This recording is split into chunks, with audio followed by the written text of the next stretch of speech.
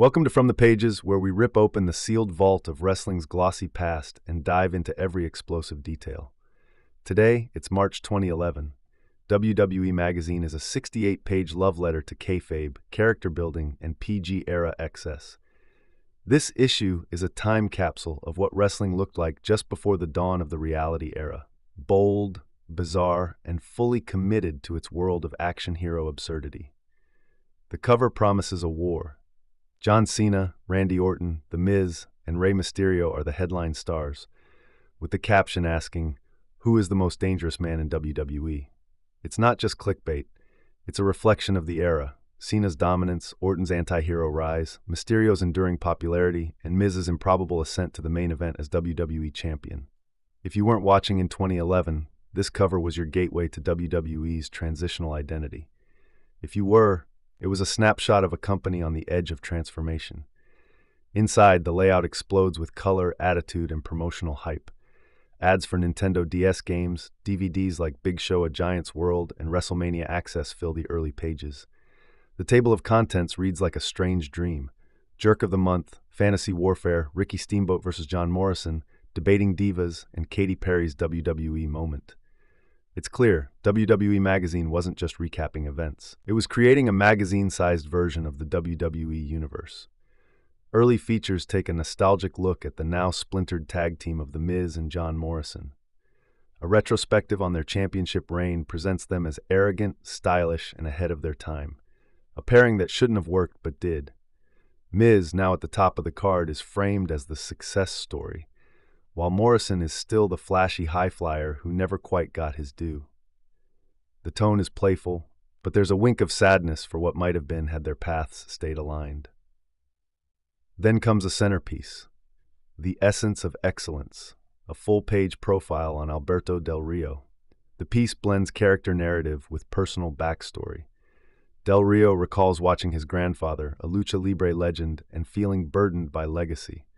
But then, true to form, he brags that he could have done 100 vignettes before debuting and still held mystery. When Christian mockingly calls him a Mexican JBL, Del Rio scoffs. He says only Americans would say something so reductive. JBL is a self-made Texan tycoon. Del Rio is lucha royalty. To him, Rey Mysterio is an embarrassment, a cartoon character hiding behind a mask, not a representative of Mexican pride. Following that is a fan-favorite feature, a memory lane piece with Tyler Reks. He reflects on 5 key moments in his fandom and career, from bodybuilding to WWE developmental. He's positioned as a rising star, the kind of guy you could see on Superstars every week, but who just might break through. It's a snapshot of WWE's ever-growing mid-card, full of hope, grit, and uncertain ceilings. Fan letters bring chaos and comedy. One reader demands the stats on Royal Rumble entries be corrected, saying number 2 has a better win rate than number 1, and asking for an investigation. Another trashes the anonymous GM Slammy award, saying Teddy Long deserves justice.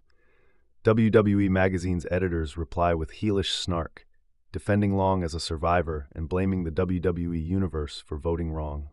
Then, in the Cash for Questions section, we get a wonderfully unhinged interview with Sheamus.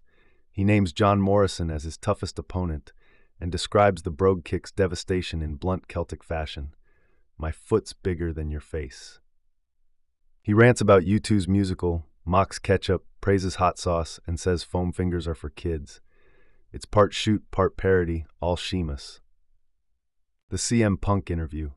Titled The Straight Edge Enigma, it's easily the most important segment in the issue. It's CM Punk just months before the pipe bomb, giving a glimpse of everything he's about to become. He calls John Cena's humor dim-witted. He says he prefers George Carlin, snowboarding wipeouts, and dark, ironic comedy. He laughs off questions about separating himself from his character. "I'm CM Punk," he says. "I go out there, and I'm me." He talks about fans approaching him at airports, and how sometimes he just says no. When they get mad, he doesn't care. He's not trying to be a role model. He's trying to be real. He discusses his style evolution, from Manson cult leader to bald anarchist to clean-cut cult hero. He admits he likes the aesthetic unpredictability. His eye circles? Genetics. Deal with it. He says go to sleep is a fun move, but the real satisfaction? Being himself at 5 WrestleManias in a row. It's a moment of clarity. Punk, unfiltered, sharp, smirking, about to explode. The final third of the magazine gives us a Slammy Award flashback. Daniel Bryan versus William Regal wins Best Technical Match, praised for its snug, brutal chain wrestling. Drew McIntyre gets the Biggest Loser nod for flaming out after King of the Ring. Shawn Michaels gets Best Acceptance Speech for retiring in classic HBK style. Every award is half roast, half respect. Very WWE Magazine. Finally, we land on Dolph Ziggler, smug, stylish, and full of bite. He calls himself the best-dressed man in WWE. His dream? Bring back the white strap IC title. His tie with no shirt look? Business casual perfection. He mocks Miz's suits, dares anyone to rip his outfit, and says the last time he got beat up was in 3rd grade. He's cocky. He's sharp. He's the final note of this chaotic symphony. And then it ends. No match listings. No spoilers. Just a trip through character profiles, insider jokes, and kayfabe gold. That was WWE Magazine, March 2011. A wild, weird, wonderful artifact from a time when wrestling still pretended its magazine was a lifestyle Bible. And you know what? Maybe it was.